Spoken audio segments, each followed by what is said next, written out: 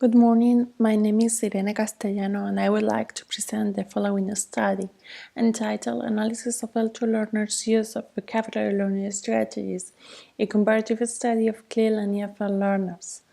As the title suggests, it is a study on how the use of different language teaching approaches can affect the vocabulary learning strategies used. This presentation is organized as follows. After this introduction, I will move on to the theoretical framework in which concepts such as the vocabulary learning strategies or the main features of CLIL will be introduced. After that, I will move on to the methodological part of this study and I will contextualize the sample and explain the main instruments and data treatment. Then I will present the results and I will discuss briefly about them. I will conclude by outlining the main findings. As I have just mentioned, this presentation is about vocabulary learning strategies. However, vocabulary learning strategies are framed as part of the language learning strategies. For this reason, I will start this section talking about this latter term. The word strategy has a French origin and it was incorporated to English in the 19th century with a military connotation. It was not until the 1970s that it got a new meaning. In those years, there was a rising interest in identifying those actions that good language learners took in order to learn a new language. Researchers called these actions as strategies, and research in this area was gaining momentum until reaching a pinnacle in the 1990s with the publication of three main manuals: Oxford's, O'Malley's and Chamot's, and Stern's. After this moment, the number of studies on language learning strategies started to decrease, but in 2005, Dornier published a book about the individual differences in which he stated that the language learning strategies could not be considered as individual factors. These and other statements led to a new wave of publication and research on the area seeking to confirm or refute these assumptions posed by Dornier. For this reason, two main stages can be distinguished in the development of the language learning strategies construct, in which Dornier's publication is a turning point. A first stage, mainly taxonomic, and a second stage focused on the clarification of theoretical points. Fruit of this second stage, Oxford in 2017 published the best definition of language learning strategies up to date. L2 learning strategies are complex dynamic thoughts and actions selected and used by learners with some degree of consciousness in a specific context in order to regulate multiple aspects of themselves, such as cognitive, emotional, and social, for the purpose of accomplishing language tasks, improving language performance or use, and/or enhancing long-term proficiency. Strategies are mentally guided but may also have physical and therefore observable manifestations. Learners often use strategies flexibly and creatively, combine them in various ways, such as strategy clusters or strategy chains, and orchestrate them to meet learning needs. Strategies are teachable, and learners in their context decide which strategies to use. Appropriateness of strategies depends on multiple and contextual factors. All these statements said about the language learning strategies can be applied to the vocabulary learning strategies construct. In interappressed words, the vocabulary learning strategies are any set of techniques or learning behaviors which language learners reported using in order to discover the meaning of a new word, to retain a knowledge of newly learned words, and to expand one's knowledge of vocabulary. This started to be studied in the 1990s as a result of a rising concern about the role that vocabulary knowledge plays on the masters of a foreign language. And there are a number of classifications such as Guan-Johnson's, Stoffer's, Schmidt's, Nations, or Sen, Dornier, and Smith's. In this study, we are going to make use of Smith's taxonomy, as it was compiled using secondary school learners as a sample. It consists of 58 strategies that are grouped into 5 main types: determination, social, memory, cognitive, and metacognitive. At the same time, these 5 groups are clustered into 2 wider ones: discovery strategies that are used to understand what a word means, and consolidation strategies that are those strategies used to retain the meaning of a new word. Once the vocabulary learning strategies construct has been clarified, I would like to give some ideas of what CLIL is in order to explain why I'm going to explore whether the use of CLIL in the classroom modifies the selection of vocabulary learning strategies. CLIL is usually defined as a dual-focus educational approach in which an additional language is used for the learning and teaching of both content and language. That is, it is the integration of content and language in the same classroom, but it is more than that. In order to implement CLIL efficiently, it must be carried out in a specific context in which the development of cognitive skills is essential. Focusing on this latter aspect, if we are modifying the way they are learning, it may be also possible that they modify or adapt the kind of strategies needed to learn both content and language. And in this way, they could modify their selection of learning strategies. Moving on to the methodology, and I started with some objectives and research questions. I presented 3 main objectives: to explore this Smith's taxonomy in terms of internal coherence of the categories he proposed in order to check the validity of the construct for this sample, to explore the selection of strategies by secondary school learners, and to analyze how the selection of strategies differs according to the learner's type of instruction. These objectives are concretized in 2 research questions.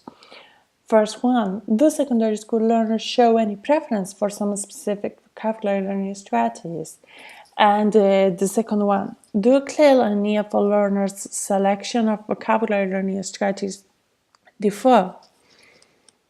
As for the context, this study was carried out in Extremadura, which is a monolingual region located in the southwestern region of Spain. It is bordering with Portugal and it has a sparsely populated area. All these factors have had some effect on the way CLIL programs started to be implemented in 2004. So, for example, we have Portuguese bilingual sections. Moving to the sample, it consisted of 138 ninth-year students, 82 of which were CLIL learners, whereas the other 56 were mainstream EFL learners. They came from 4 urban state schools, and they were the same age and had approximately the same socio-economical status. As for the instrument, a vocabulary learning strategies questionnaire was designed. It was created in Spanish in order to facilitate understanding, and it was designed using Smith's taxonomy. But instead of using 58 items, finally only 21 of them were included. So they have to mark in a Likert scale from 1 to 4 their use of each strategy. In 2017, Oxford states that the learning strategies are combined in various ways.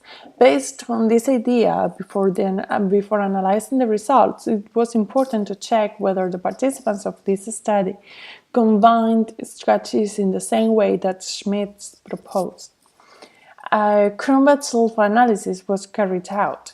In this type of analysis, values greater than 0.7 are generally accepted. And as can be seen in the table, only the social strategies for discovering meaning got a value greater than 0.7. Therefore, these participants grouped strategies in a different way. In order to understand how these strategies were combined, a factor analysis was carried out and 8 factors were identified. Factor 1 was name, lexical analysis strategies. Factor 2 was renamed as mental imagery strategies. Factor 3 included repetition strategies. Factor 4 was related to linking strategies. Factor 5 included the kinesthetic strategies. Factor 6 was renamed as guessing from context strategies, and finally factors 7 and 8 included social strategies involving teacher or students interaction. Moving on to the results, and starting with a general description of the use of vocabulary learning strategies, it seemed that secondary school learners had a preference towards the use of L1 cognates, word lists, and towards the analysis of affixes and roots as strategies, whereas they verbally used strategies related to the use of physical actions, connection with personal experiences, or asking the teacher for synonyms or paraphrasing in English. In the analysis of the groups, the preferred strategy was related to linking strategies, whereas the least widely used one was the kinesthetic group. As for the selection of strategies and the differences between CLIL and EFL learners, there was a significant difference in the use of 5 strategies. On the one hand, EFL learners made greater use of written repetition and word lists, whereas in the other hand, EFL learners made greater use of the analysis of affixes and roots, use of English language media, and the connection with synonyms and antonyms strategies. To conclude, it also seemed that CLIL learners made significantly greater use of lexical analysis strategies. And both groups of learners did not share either their preferred group. On the one hand, for CLIL learners, it was guessing from context, whereas for EFL learners, the preferred group was the linking strategies. Moving on to the discussion. First of all, it seems that strategies are combined. That is, they are not used in isolation, but they are combined to have a greater effect. And it is in line with Emram, Oxford, and Lever's ideas, or with Oxford's definition. Moreover, focusing on the overall use of strategies, it seems that secondary school learners had a preference toward using linking strategies, whereas the least widely used strategy was related to movement, kinesthetic strategies. It may be due to the lack of use of TPR, that is total physical response activities in secondary education. As for the CLIL and EFL learners' differences, first of all, CLIL learners make a greater use of strategies in general, so it may show a pattern of evolution. And it would be in line with Oxford's in 1989 when saying that advanced L2 learners use more strategies. Moreover, CLIL learners make greater use of lexical analysis strategies, and it may be related to their metalinguistic awareness. They are more exposed to the L2, so they may have developed a sense of metalinguistic awareness. On the other hand, EFL participants make lower use of strategies related with connection with synonyms in English. And it may be related to the vocabulary L2 vocabulary available. It seems that they present a lower vocabulary size in general. So this lack of vocabulary may cause that they are not able to create connection with other L2 words. Finally, they make greater use of repetition strategies. Literature says that the use of repetition strategies is not related to having a great size of vocabulary. So again, it may be related to their size of vocabulary. This study had some limitations. A larger sample would be advisable. Moreover, it would be also important to include some of your observational research and to analyze other aspects, such as teachers' beliefs or learning styles. These are the references I have used in this study. And here you have my email, just in case you need to ask me something. Thank you so much.